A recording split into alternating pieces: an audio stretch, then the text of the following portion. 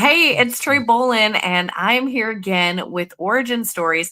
I love to hear about how you started out, how you navigated your plot twists, and why you ended up doing what you do. I'm so excited to have my friend Todd here with me today. Hey, Todd, thanks for joining me. Would you like to share a little bit Yes, about who you are and what you do? yes. Thank you for having me on the podcast. I'm really excited to do this. So first thing first, my name is Todd Kevin Verdell Jr. Born and raised in Philadelphia. Growing up for me was very hard because in school I wasn't on a level how I was supposed to be. Like Mm, how sometimes you're in school, like you have to be on a certain level for your grade. They feel as though that I wasn't there. Me personally, I think what it was, I really didn't care enough. I really didn't care much about school. I mm, knew that I was smart, and I think I really didn't really care too much for school at all. Even though, yes, I still went. yeah. Because I didn't have a choice. But yeah, so growing up for me was a very difficult part of my with from the age of I would say kindergarten all the way up to my senior of high school. And then pretty much after that, it was like basically like, you're adult now. Like, what's next? What's next after high Yeah. school? Going forward, I had three careers already. Going forward, I had three careers already picked out already. It was cybersecurity, culinary arts, and also fitness. Really didn't know which one that I wanted to choose in the first beginnings of my adulthood. So I tackle all three just to test them out, just to see where I begin at. Yeah. Why not? Why not do all three? So, right. So basically, I did cybersecurity first. I went to college. I went to Southern New Hampshire University online. That was pretty cool. It got pretty hard because I was paying out of pocket every month, and Mm, I didn't want to go the route of taking out loans, doing all that stuff. So I just did grants and basically out of pocket. Cybersecurity didn't work out too much because that you had to keep on retaking your certification every single two yeah. years. You got to keep on studying new stuff, and I was just like, yeah, that's not for me. I could not do it at all. I couldn't. Yeah. I wasn't able to keep on studying and studying every 2 years just to stay on top of my certification, and like I couldn't do it at all. Um, Culinary is a very expensive career when you're first starting out. Culinary school is a very expensive, like very expensive career. Well, you So have to have your anybody who want to knives, go you have to into have all your culinary, own equipment, right? yeah, right. So anybody who goes into culinary, just let you know, is very expensive. Or unless if you're still in high school, I know nowadays Tech school are starting to implement culinary arts inside Tech schools. So understand that you're going to be paying a lot of money out of pocket when you're, going to the culinary arts route. And then my last career was fitness. Fitness was basically where I kind of found myself. I knew I like, this is for me. And how I got really jumped into fitness, I used to work at the Haverford YMCA in Havertown in PA.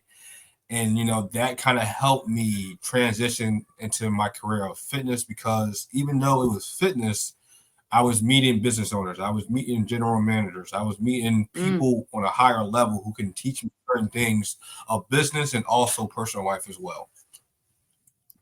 yes. And so now you've established yourself as a fitness trainer, as a coach. Yeah, I don't really see with me. I don't like calling myself a fitness trainer. I like calling myself a fitness entrepreneur only because that I'm also a business owner. At the end of the day, when Yeah. you really look, I mean, when you really look at it, um, and then eventually, I mean, I don't know. It's kind of a hard thing to call. Like some people call me a personal trainer. I'm like, I don't really know to specialize in this personal training. It's not just. I also focus on the wellness part as well. So how do you help your clients? What's the main ways that you help them? My first thing that I tackle on every single client is mindset. I don't go farther Mm, than a workout or exercise. I don't tackle with nothing else until I figure mm, out their mindset. If their mindset is not there to like 100%, I just know that they're not committed just yet. And I like, mm. I try to help them with their mindset, but it's not always something that they want to be committed to because, they're so used to them and their old routines. And it's kind of hard. So I kind of, that's Yeah. my first thing that's my first thing with every client.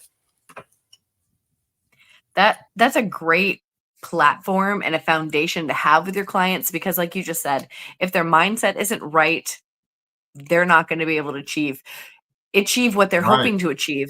So how do you Right. help them kind of navigate through that? If I could ask you for a tip, what's your best tip for changing your mindset? How do you help someone overcome those challenges?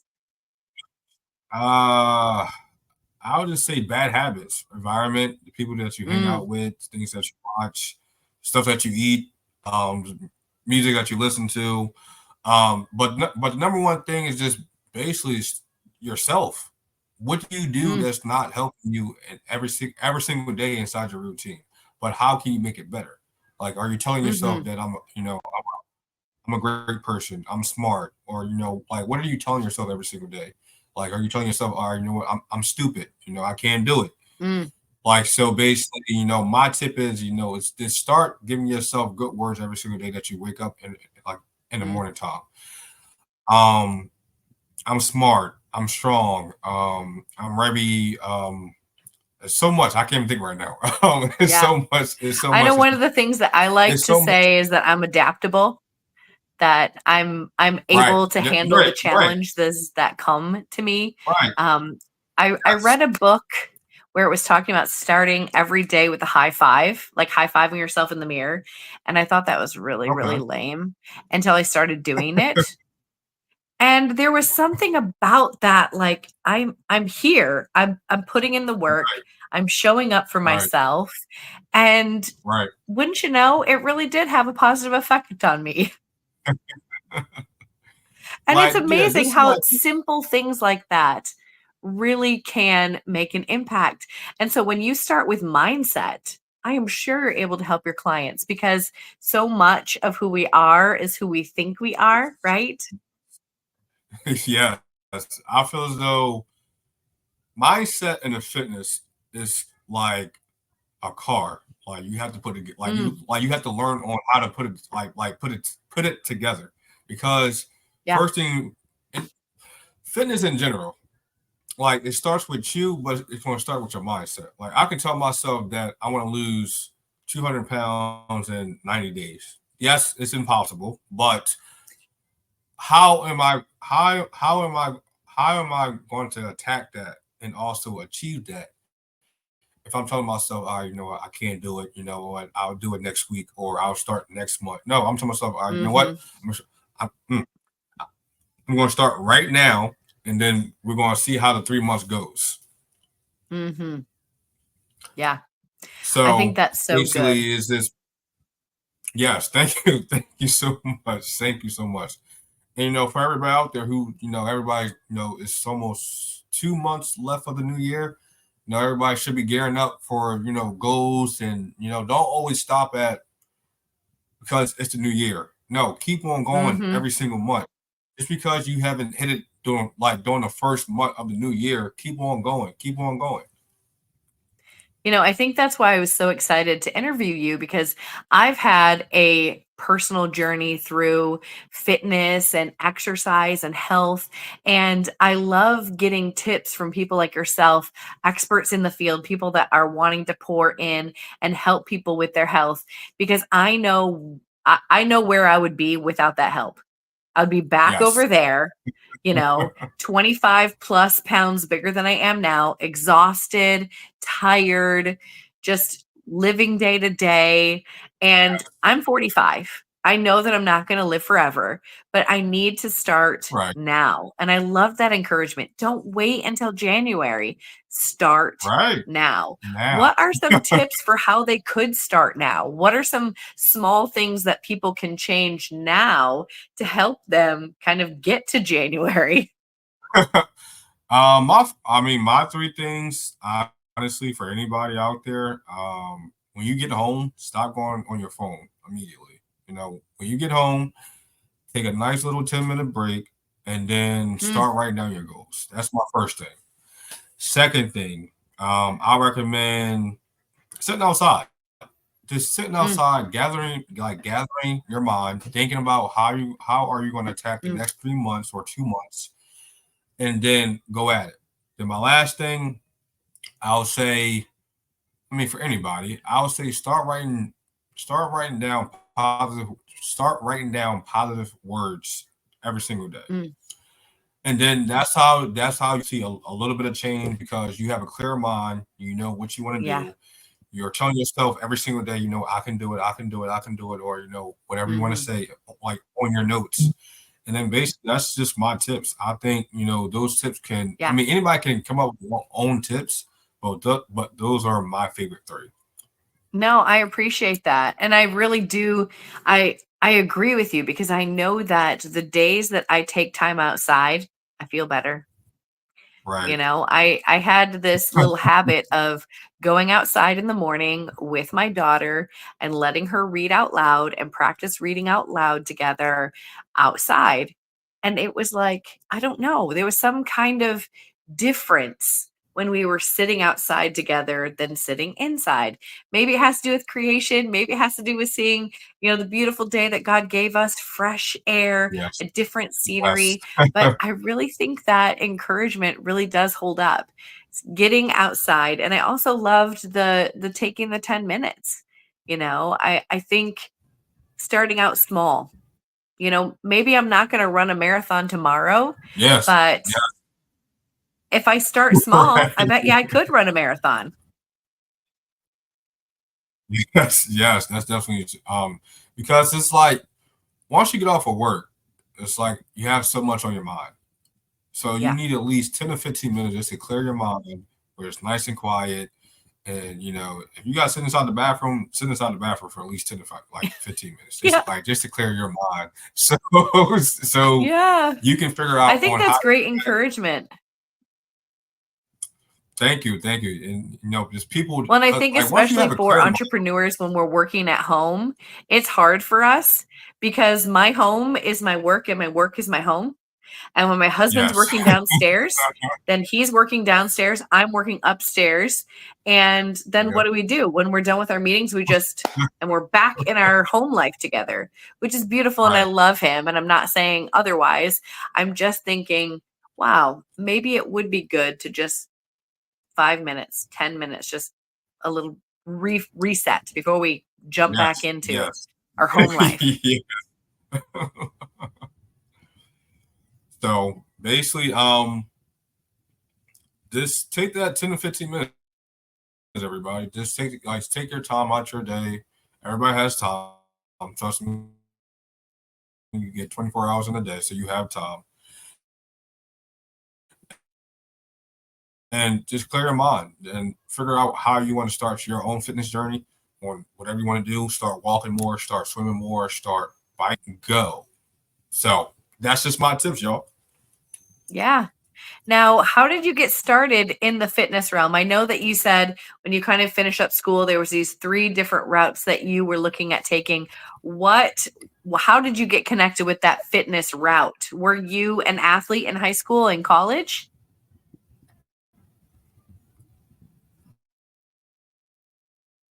Yeah, unfortunately, yes, I was an athlete throughout my childhood. My dad did not want me to do anything else other than school, sports, learn stuff, and that's about it. I had no choice either. So it was just basically straight. Like, it was hockey, and then basketball, football, track, and then once I got into high school, it was just basketball, football, track. And then eventually, that's how I got started working out, in high school. Honestly, matter of fact, I had a mentor. He was a bodybuilder competitor. He used to compete in bodybuilding competitions, and he kind of showed me on the different parts on how to work out, how to get stronger, how to eat right. So that kind of guided me into the fitness realm and also kind Yeah. of just take off with it too. It's kind of amazing when So the things that I we mean, have done in our past pave the way for who we become in the future. yeah, it's crazy because I always had this feeling that that I was going to do something with fitness. I didn't know Yeah. what it was going to be, but I just knew that it was going to make a career. Like it was really going to make my career and how I wanted to do my own career, honestly. So basically, I kind of just took that initiative to start my own business. Oh, I even see my So my business name is Fit Gorilla LLC. I didn't say that inside the beginning. So I have my own fitness business called Fit Gorilla. Mission statement is basically to unleash. Oh God, I can't think of it right now. I have so much on my mind. My mission statement That's is okay. to empower, unleash. My mission statement is to empower, to unleash at anybody at any age. That's part of it. All right, that's every part of it. So basically, I try to attack the people who are not wanting to, work out, or I try to also attack single moms. Single moms don't have enough time in the day to work out, and I Yeah. know pretty much some single moms around the world they will have to start working out more. So I also try to attack that crowd as well, just trying to give them a leeway or to give out a free event or even a workout plan. That's incredible. I love how you're So looking to serve and help others on their journey. thank you. So basically, the journey, I mean, my career journey slash business journey has been a fun ride. Well, it's still been a fun ride. I think this is my 6th year in business this year. Currently looking to expand to get more clients, and kind of just keep on going. Looking to Yeah. open my first location the next 2 years if I can, and Okay. then basically we'll see what that does and if that takes off how I planned, and then you guys will see more locations around the world. Yeah. That's super exciting. Thank you So so much for your time today. How I know that you said that your business name was Fit Gorilla. Is that how people can get connected with you? yeah, so Instagram, my personal page, if you want to follow the journey, is Fit Gorilla LLC underscore. That's just basically me giving you guys behind the scenes, just like this, like a podcast interview. I'm just giving you guys like what I do on a daily day basis, recordings, content. Now the actual business page, you guys can follow Fit Gorilla HQ. Yes, Fit Gorilla HQ is the actual business page that you guys can follow. Also, our website is no, goodness. Our actual website is www.figurillallc.com, and also our Facebook page. Our Facebook page is just Figurilla. Sorry, I had to work Awesome. on that. Well, we will put that in the show notes and let everybody get connected with you. And thanks again for joining us and sharing your origin stories. Thank you guys. Bye. Thank you guys. Bye bye.